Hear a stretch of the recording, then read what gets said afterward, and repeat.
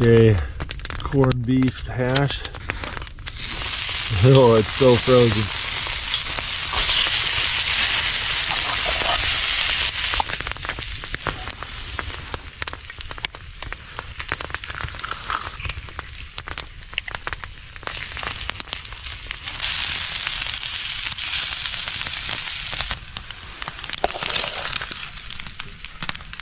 Yeah, it's pretty non-stick.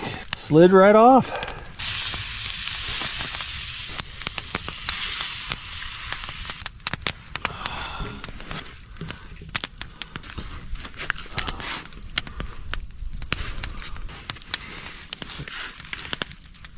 Corned beef and hash egg sandwich.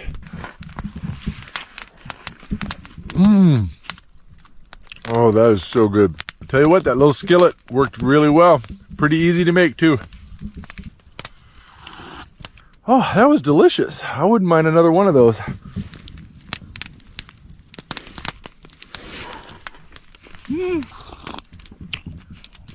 Oh. Tell you, that was a good meal.